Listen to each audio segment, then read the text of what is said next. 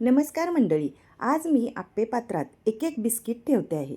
आता तुम्ही नक्की विचार करत असाल, आप्पे पात्रात बिस्किटं ठेवून काय बनवणार आहात? तर थोडंसं थांबा, कारण आज आपण फक्त 2 पुड्या पार्लेजी बिस्किटांपासून असा मऊ, स्पॉन्जी आणि चविष्ट मिनी केक बनवणार आहोत. घरातील लहान मुलं तर पुन्हा पुन्हा बनवायला सांगतील.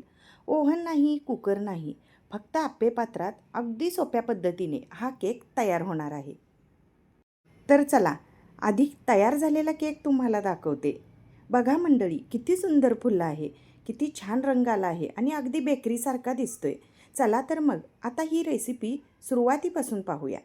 सर्वप्रथम मी पार्लेजी बिस्किटांच्या 2 पुड्या घेतल्या आहेत. ही बिस्किटं सहज प्रत्येक दुकानात मिळतात आणि किफायतशीरही असतात.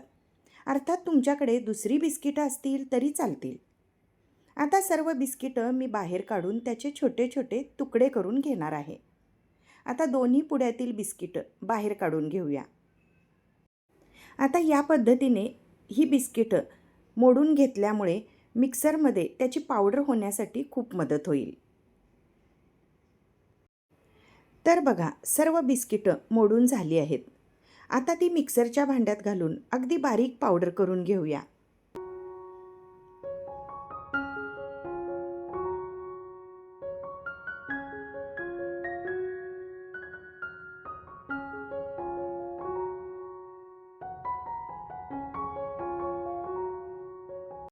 ही तयार झालेली पावडर एका बाउलमध्ये काढून घेऊया. आता यामध्ये 1 वाटी दूध घालायचं आहे. दूध एकदम घालायचं नाही, थोडं थोडं करतच घालायचं आहे.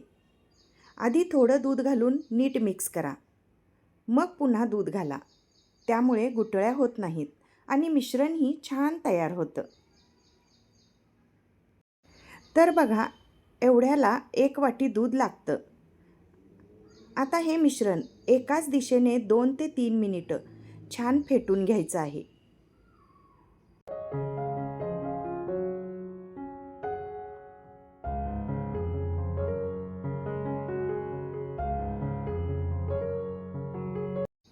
त्यानंतर 5 मिनिटे झाकून ठेवूया.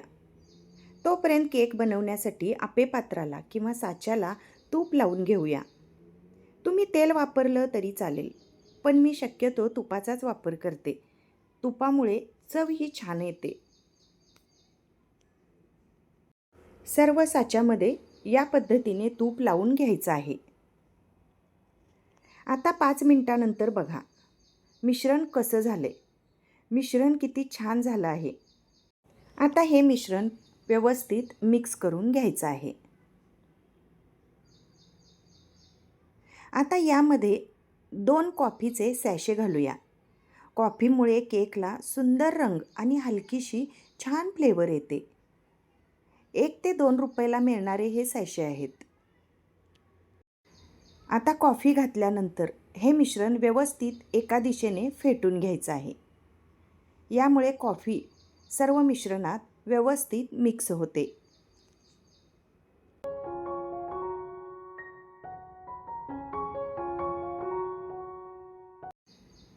तर आता अर्धा चमचा बेकिंग पावडर आणि चिमूटभर बेकिंग सोडा घालायचा आहे. बेकिंग सोडा जास्त घालायचा नाही. आता हे दोन्हीही ॲक्टिवेट होण्यासाठी वरून थोडंसं दूध घालून मिश्रण पुन्हा एकाच दिशेने हलक्या हाताने फेटून घेऊया. असं केल्यामुळे केक अधिक मऊ, हलका आणि जाळीदार तयार होतो.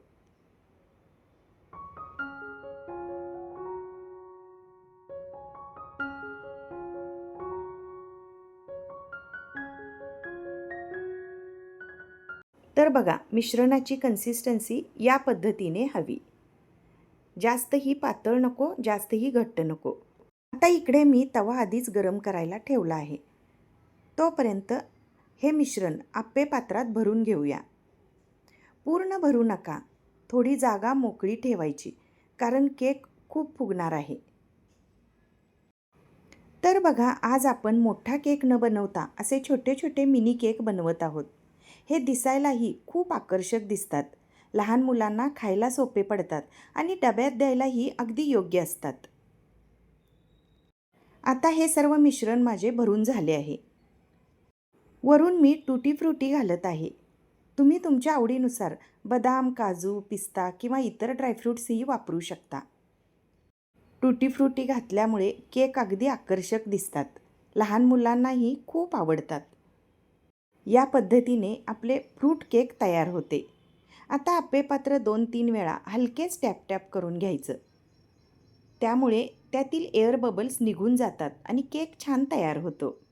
आता यानंतर गरम तव्यावर आप्पे पात्र ठेवून झाकण लावा आणि मध्यम आचेवर साधारण 15 मिनिटे केक शिजू द्या. तर बघा मंडळी, 15 मिनिटानंतर किती सुंदर केक तयार झाला आहे. किती छान फुलला आहे. वर सुंदर सोनेरी रंग आलाय आणि दिसायलाही अगदी बेकरीसारखा वाटतोय. आता यातील एक केक तुम्हाला मी काढून दाखवते. तर बघा किती छान दिसतोय, अगदी बाहेरून विकत आणल्यासारखा. मुलांनाही खूप आवडतात. असे केक केल्यामुळे मुलंही आवडीने खातात. त्यामुळे हा केक तुम्ही नक्की करून बघा. खूप छान टेस्टी आणि हलका तयार होतो. तर चला, हे सर्व केक आपण एका प्लेटमध्ये काढून घेऊया. किती सुंदर मिनी केक तयार झाले आहेत. अचानक पाहुणे आले, मुलांचा वाढदिवस असेल किंवा घरी पटकन काहीतरी गोड बनवायचं असेल तर ही रेसिपी नक्की करून बघा. आणि जर तुमच्याकडे आप्पेपात्र नसेल तर हेच मिश्रण केक टीन किंवा छोट्या साच्यातही घालून बनवू शकता. तर बघा ना, टुटी फ्रुटी घातल्यामुळे केक खूप सुंदर दिसतोय. तर मंडळी, आजची ही सोपी, कमी खर्चात आणि झटपट तयार होणारी पार्ले बिस्किटांची मिनी केक रेसिपी तुम्हाला नक्की आवडणार याची मला खात्री आहे. तर चला, यातील एक केक मी तुम्हाला मोडून दाखवते. आतील टेक्स्चर बघा किती छान झालं आहे. मऊ, जाळीदार आणि स्पॉन्जी टेक्स्चर आलं आहे. हा केक खूप हलका आणि खूप चविष्ट लागतो. आणि हा केक करताना अजिबात चुकणार नाही. आणि या केकला साहित्यही खूप कमी लागतं. तर मंडळी, रेसिपी आवडली असेल तर व्हिडिओला एक लाईक करा. तुमच्या मित्रमैत्रिणींना, नातेवाईकांना शेअर करा. अशीच सोपी, चविष्ट आणि नवीन रेसिपी पाहण्यासाठी माझ्या चॅनेलला सबस्क्राईब करा आणि बेल आयकॉनही प्रेस करा. धन्यवाद.